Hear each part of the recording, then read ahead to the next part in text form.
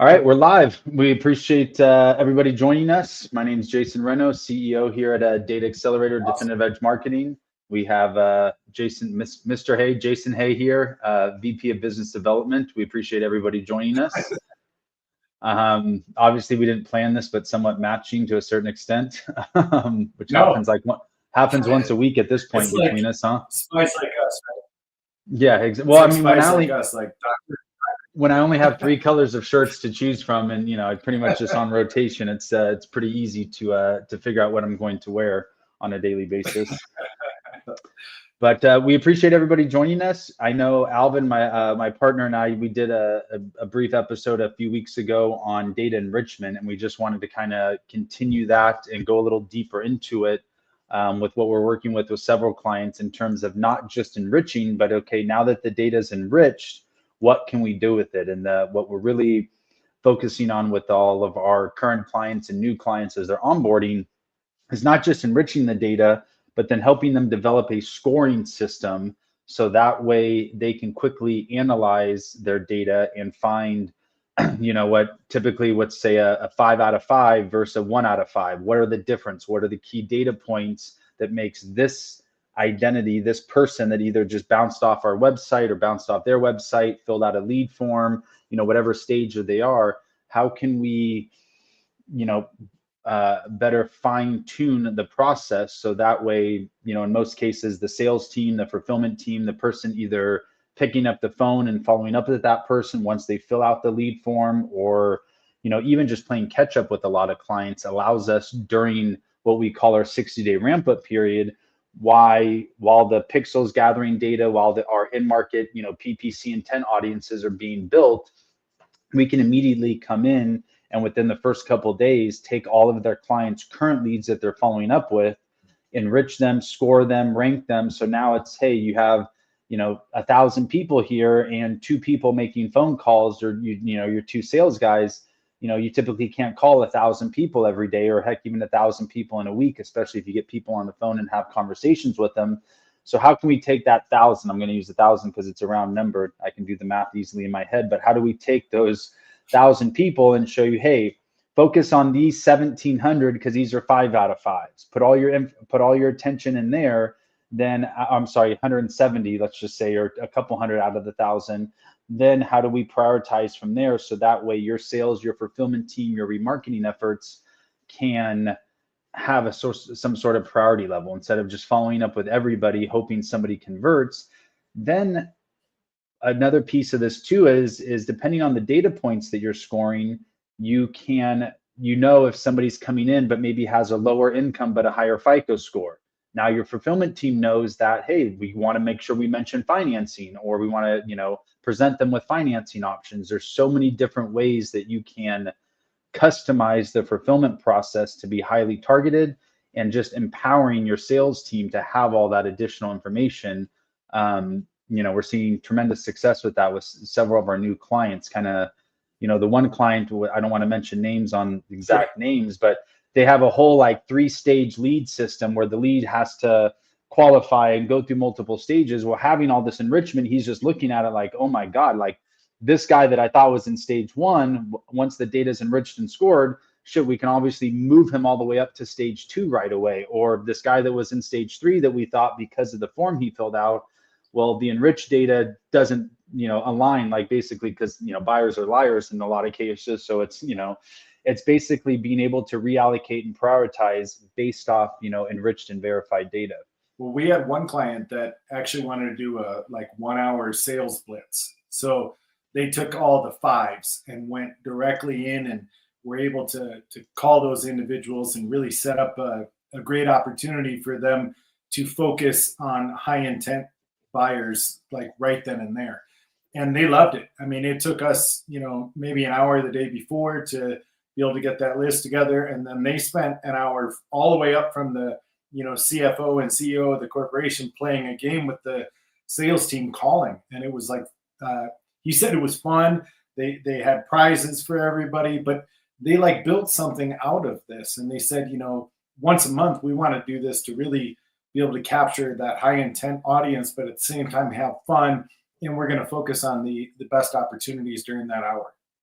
Absolutely. And then coming, I used to dial for dollars in the mortgage business Yeah. years ago, um, having giving the sales team, the fulfillment team more information and quality information, in my mind, it motivates them. You give somebody a name and email address and you're like, hey, go try to sell them this, $10,000 product or try to close them on X, and you got to literally start from scratch and do everything. Versus if you can say, hey, here's Jason Reno, here's his income, here's his FICO score, here's his net worth, he's a verified homeowner, et cetera, et cetera. There are kids in the household, depending on the product or service, all of this additional information, Right. it makes it literally, in my opinion, it motivates your sales team, because they know it's quality data. They know that they're not just, what's the Glenn Ross, they know they're not just pitching wood, so to speak, where it's and I mean, speaking of that, as from a like owner manager type of role, it's very tough for your sales team to come back now and be like, oh, I'm not closing any deals because these leads are crap, right? It's just, it's like, well, actually, are these leads crap? Because, we've invested money in enriching it, scoring it, and we know that that lead that you said is crap makes over 150 grand a year, has a $250,000 net worth, and is a homeowner. Like, what about that is crap? The leads aren't crap. Maybe your sales pitch is crap, and kind of allow them to add that layers of accountability to that process as well. So there's multiple facets in terms of benefits to enriching and then scoring the data.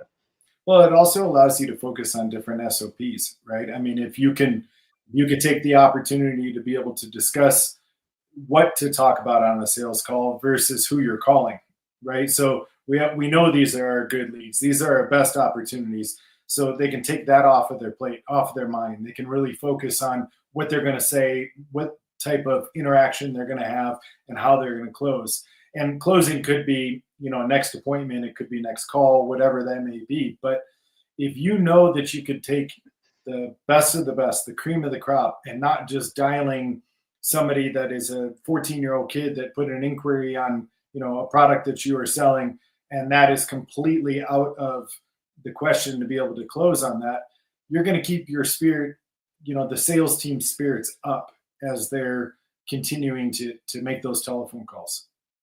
Plus, it also, I know, like in when I used to be on the phone, it would, like, you hear a dog barking in the background, like anything to add those connection points and to build that rapport. So if you have all that data in front of them, I mean, might not, if they're a dog lover, if they have affinity towards outdoor sports, if they're a verified homeowner, do they have young kids in the household?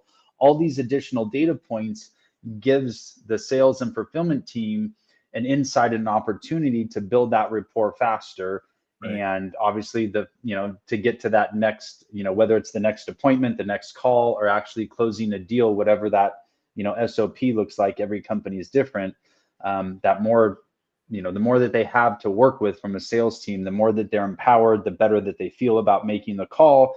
And then it all just boils down to confidence. We've all, had the guy call us and, that type of stuff where it's just like, yeah, exactly. Versus the guy who's just like, yeah, is this Jason? I already know you're a homeowner. You got some kids in the household. My product's going to be perfect for you. Calling with confidence, makes a gigantic difference, especially when you're doing that initial call or the follow-up call or whatever the case is.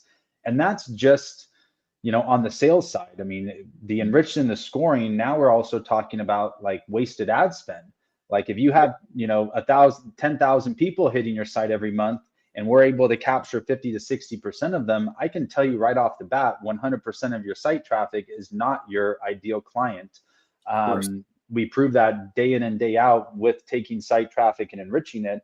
But now, on top of the sales team having better quality to follow up with, it is also plugging that directly back into the ad platforms. Why waste money on somebody who's not your ICP? Instead, go take the ones that are your ICP and then show them your ad at a higher frequency. So if your ad is seen, by the same person, that ICP, that somebody that meets your ICP, and now you can allocate that ad spend to show them your ad 5 times a day versus just showing your ad to everybody, where that same person might only see your ad once or twice a day, but then a bunch of other non-qualified clients are continuing to see your ad. I mean, that's, what anybody would call throwing good money after bad. And, obviously that's the name of this game, is, being as targeted and efficient as possible. Well, it's the exclusion list as well. Take your ones and twos and, exclude them from your, campaigns, and build out the lookalikes of your exclusions. So, you're now really hyper focusing your dollars on what's necessary and what's needed to be able to be successful, get better leads, get more qualified, individuals to be able to talk to and close more. Yeah, that's a great point. I forgot to even mention that, but yeah, that exclusion list. So everybody gets so focused in the good list, the good audience, my target audience, but then it's like, okay, if you can feed the algorithm, let's just say Meta, for example, hey, here's our good audience, but also here's the people to avoid. The more data, the more information you can feed into the algorithms, the faster you're going to get to your end result. And so many people completely forget. I mean, we're talking with, again, I don't mention names on these, but these guys are spending like 100, 150,000 a month in ads. And they're like, well, how do we make sure that our current clients don't see the ads? And I'm just like, is this a serious question right now? And it's just like, well, you want to build an exclusion list from your current clients so you're not wasting money showing them your ads again.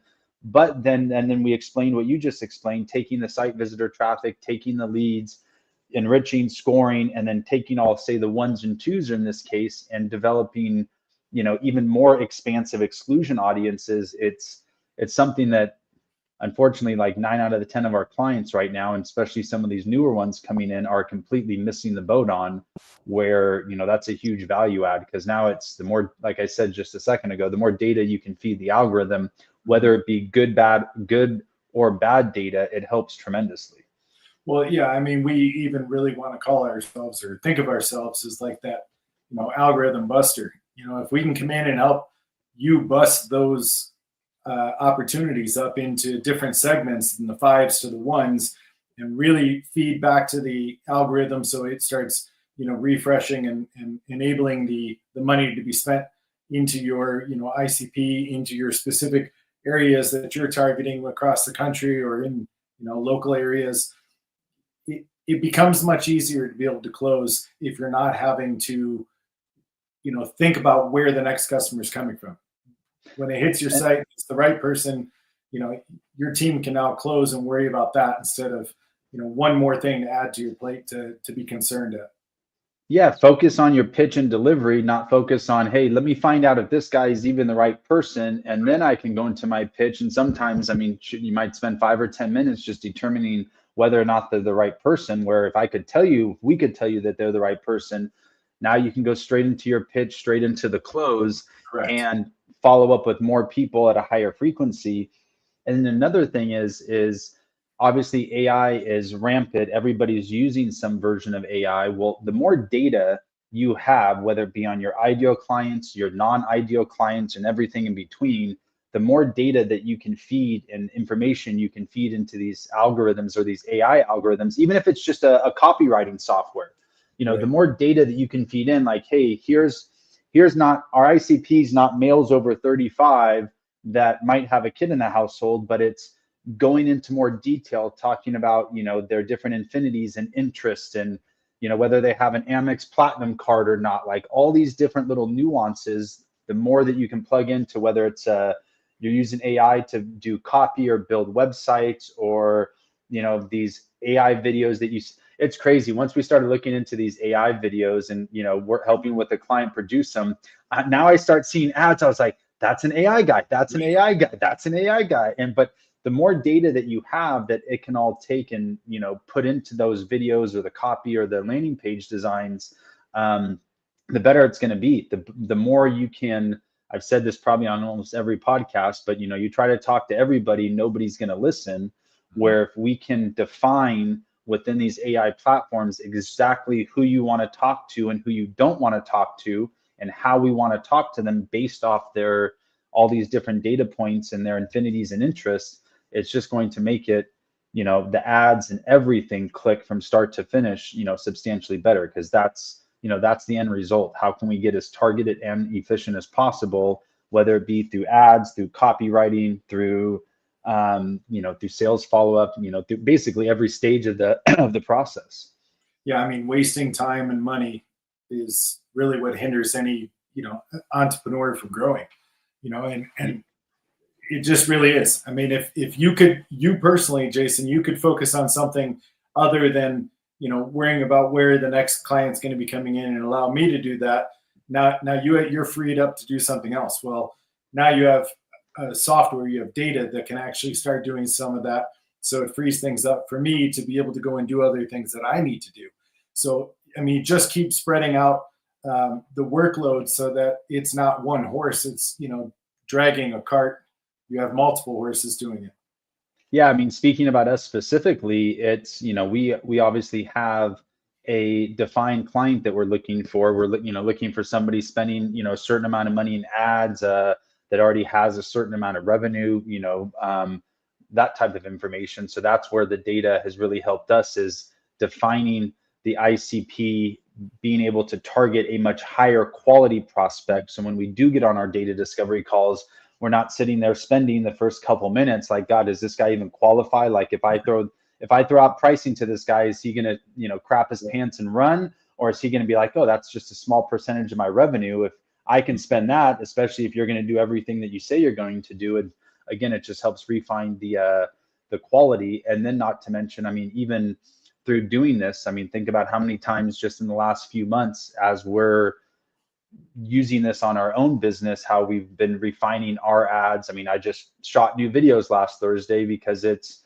we came out, that, a couple keywords, a couple of phrases that had triggered with certain clients versus other clients. And now we went back, not to the drawing board, but, updated some of the copy on our landing pages. And, that's another thing is, we're doing all this for ourselves. So it's not, hey, let's see if this works. It's, we're leveraging it on ourselves, the data, we're leveraging it on our clients. So everything that we're doing is very, what I would call practical knowledge, not theoretical knowledge. We're not looking for a bunch of test dummies to see if if what we do works. We know what we do works. Now we're looking for that right person that we know, hey, you're already doing $1 million a year in revenue. You're already spending 25 grand a month or more on ads or greater.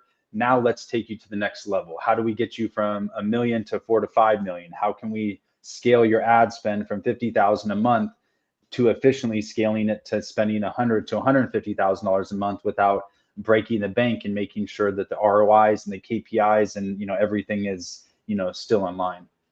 I think that a lot of entrepreneurs forget that they don't work in their business. They need to be working on their business and allow everybody else to work in the business for them. But if you can allow software like ours to be able to take that and make it easier within the business for the team to be able to focus on what's necessary and important, how much easier is it? I mean, that's, our clients say it all the time, like, oh my gosh, this made it so much easier to do this so that I could go focus over here, and it just keeps ballooning and expanding and making it even more relevant and better used as we become more efficient within their business. Yeah, from a managerial standpoint, instead of taking hours to try to figure out how come these deals aren't closing, how come these leads aren't closing, what's the problem, the data, whether it's the ad platform or, Alvin, our, CTO likes to say, the data quickly identifies the roadblocks. You can identify the roadblocks within seconds or minutes versus, a manager spending all day wasting 8 hours of the day to identify that roadblock. The data kind of, slaps you in the face with the roadblocks, for lack of a better term. So now you can make better decisions substantially more efficiently. Yeah, and we see it every day. I absolutely love hearing the feedback from our clients on how we do the scoring. It's so wonderful to see the progress within our clients and watch them within the first 30 days go, oh my gosh, we were able to close this. This was the low hanging fruit that we didn't realize was sitting there. Yeah, which is, I mean, that's the nicest part, because obviously, we want to provide as much value as possible. And we're not just about data, but like, how do we, everything that we do with data is focused on getting that end conversion, because data and leads don't pay the bills. You need to get the conversions and the closed clients, to pay the bills, including ours each month. And so that's what we focus on. The faster we can help the clients do it, we can. So Perfect. Let's cut it off here. We actually All right. have another data discovery call in about 5 minutes. So we appreciate everybody's time. Thank If you. any of this sounds interesting or that you think can benefit your business, jump on dataaccelerator.ai, book a data discovery call with Jason and myself, and can't wait to talk to you soon. Thank you. Have a good one. Take care, everyone.